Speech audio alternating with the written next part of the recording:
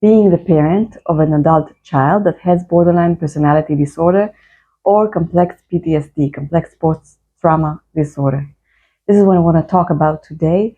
What does it feel like, and how do you cope with it, and how can you help yourself and your child? So what does it feel like?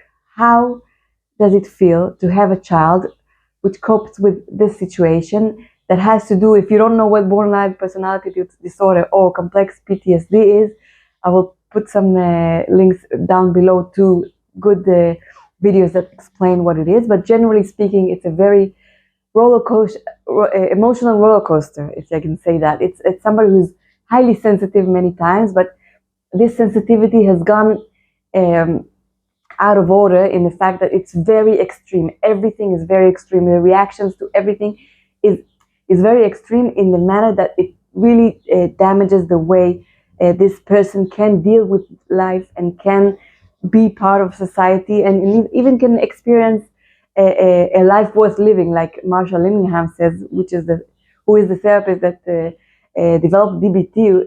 That is, I think, one of the best ways to deal with this. But now, on this video, I want to address the parent. If you are the parent and your adult child is dealing with this roller coaster situation, first of all, what does it feel like for you?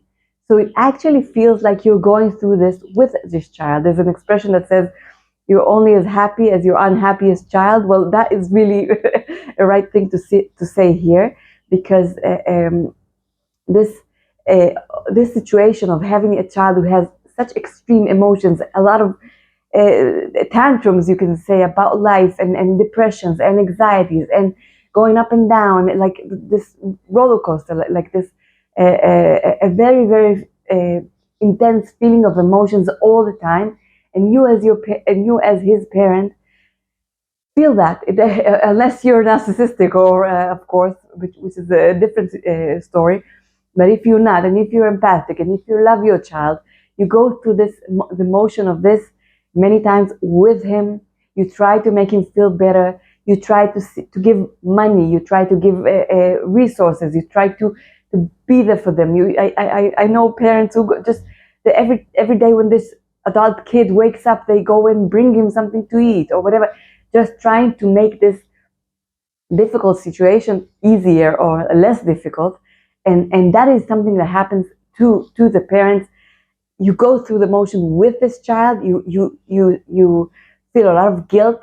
You feel you're responsible for this. You feel that you've done something wrong, that it's your fault. Of course, I'll talk about it later in a few points that we'll talk about what can you do.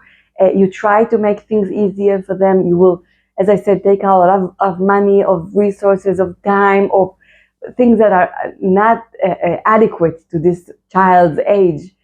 Even if it's 20, I mean, a child can go out and work or whatever, and you'll go through that a lot. Okay, so that is what it feels like to be the parent of a child who has BPD or complex post-trauma. That is important to know. I'm saying that, first of all, for you, people out there who are dealing with this, and for people around that person, so that you understand that this disorder or disease or whatever, or this thing that happened to that child and caused the PTSD is something that the parent carries around with him all the time, everywhere he goes, and be a bit more compassionate and less judgmental from the outside, and try to help them see that this is what they're going through if they are not able to see it themselves. And having said that, I want to go back to talk to you, the parent, and use some of those techniques that I just mentioned to help yourself. And what do I mean by that? First of all, self-compassion. Self-compassion, I cannot say that enough. That is a very, very difficult emotional situation that, I mean, you have to be very strong to deal with this. And I want you to tell yourself that you're doing your best. I'm doing as best as I can. I've done as best as I can. Just be compassionate to yourself. Love yourself. Give yourself time out from this situation. Take yourself out for a walk when this is getting to be too much. Have a good friend that you can talk to and understand. And just be compassionate to yourself. I think that is the most important thing you can do for yourself and for this child. And this is why I'm making this video, because it's important for me to say that anything that you do for yourself in this difficult situation will eventually have a positive impact on this child that you're so worried about. But when you focus only on him and letting yourself go and just taking yourself out of the equation, that actually intensifies the situation, doesn't even help your child. So the first thing I said is self-compassion. I like to use the phrase or the mantra, I'm doing the best I can, I did the best I can. I think that really helps our self-compassion get more and more advanced and developed, and that is a very important thing. Okay, we got 7, so that was number 1. Number 2, separation. A very hard thing to do, very easy for me standing here in front of the camera with my microphone or whatever to tell you that. But yes, keep a certain amount of separation from this child, like you do with your other kids that are better off at this situation, at this present time. Keep on reminding yourself that this child of yours has his own life, his own journey in this world, and that when he grew up, when he became a young adult or whatever, he's in many ways not by himself, but he's supposed to live his own life. And if you take yourself a bit further away from the situation, that could actually help both of you. Again, both of you. I'm starting with you, with the parent, because the better you are, the better the child will be. But still, I'm just telling you, even if they don't get better, and they will, but even if they don't, separating yourself from them a little bit for certain amounts of times, for I don't know, taking a vacation from this situation, telling yourself that you're not thinking about this in the next 2 or 3 hours. You're trying. Whenever a new thought comes into your mind, you're telling it, "Oh, well, I'm sorry, but I'm just taking a break from it." That is totally fine. Okay, so that was number 2. Number 3, which is, of course, I mean, get therapy, of course. I mean, you need to deal with this in any way you can. Therapy, or somebody that will listen to you, somebody you can unload with. I find that group therapy for parents dealing with this situation is very good. It's very positive. For my clients, I do one-on-one therapy, but I find that they tell me that a group of people who are going through the same thing is very powerful, because, as I said in the beginning, it's very hard to explain it to other people. So, and people are many times very judgmental about you. If you give this kid money, for example, stop giving them money. What's wrong with you? And you know that's not helping them out or whatever.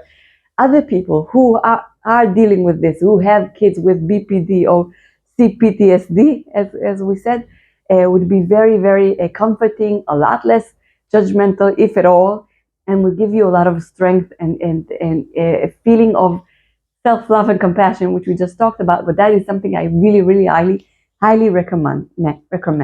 That's number 3. Number 4, these are all things that are easy to say, a lot more difficult to do, but when we do them, they're very helpful. And I'm talking about starting to ask yourself, what does this child reflect to me?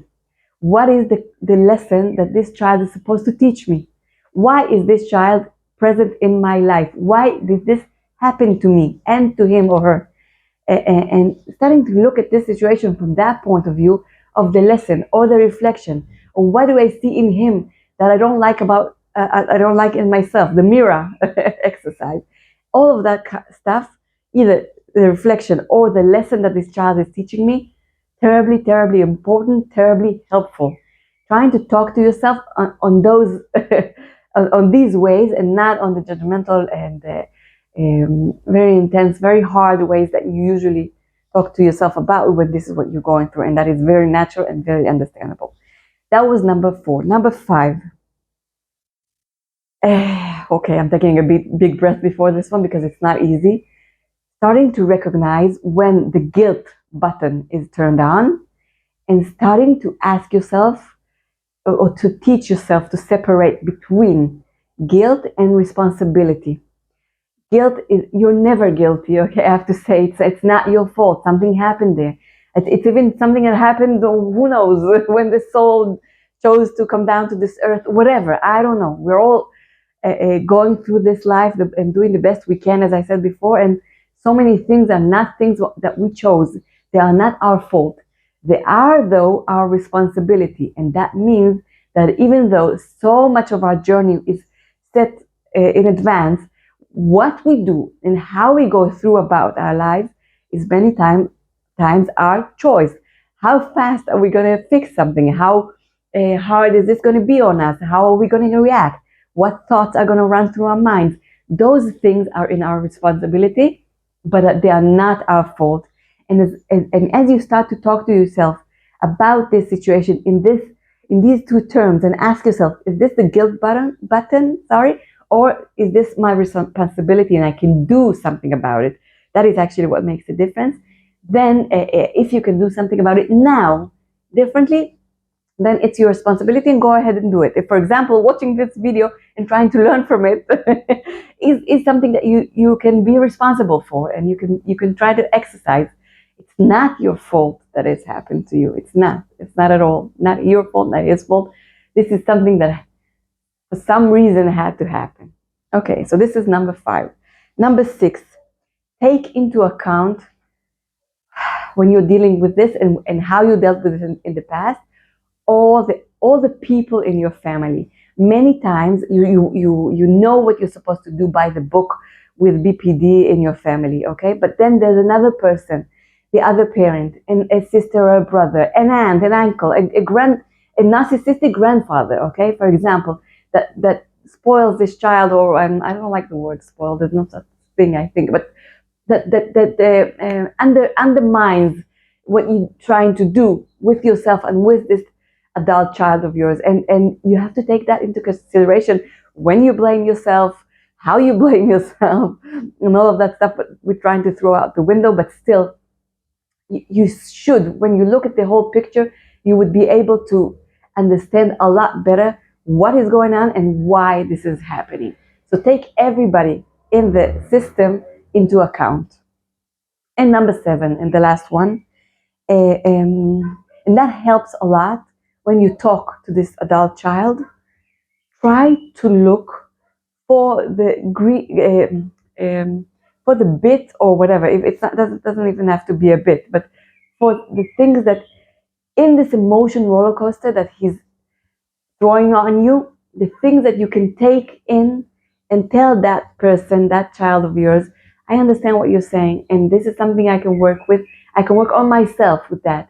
If this child tells you it's all your fault, and this is why I'm like this, and you were never there for me, you can say, you know what, I will, and I will just try to look at things and the things I've done from your perspective, and see how that feels for me and what I can do with that. And thank you for telling me that. Thank you for reflecting me on that. Not for the way we don't congratulate the way that they behave many times because of how extreme everything is, but what they say many times. These are very sensitive, very intelligent individuals, and if you fake it, they usually notice. You cannot say that without actually being prepared to understand what this child is telling you. But if you do that, then they'll appreciate it, and they'll actually, that will actually connect you better. That will actually make them feel like they don't have to be all over the place. A bit less. I'm not saying it's going to be it's all going to be in small steps, but that would be maybe a bit less, and that would be wonderful. So these are 7 things that parents of a borderline personality disorder, children who are adults already, or complex PTSD feel many times. I want you to try and take whatever you can from this video to help yourself, show it to other people, forward it to other people who are dealing with this, and I really, really hope that will help you. It's a very difficult experience. It's not something that, it's not a walk in the park, not at all. And I really hope that what we've said here can help you out a bit. If you want to reach out to me, there's a link down below. I would be more than happy to help, or to I don't know, just give whatever I can give, and either on one-on-one coaching, or if it's a small question, of course, happily. And I will see you on my next video. Do encourage other people to join this channel. It's young and it's slowly growing, but I I believe that the things that are coming up here and will come up later on are very important and can help other people's lives. And that would, of course, I would be very grateful for that. So thank you so much, and see you on my next video. Bye bye.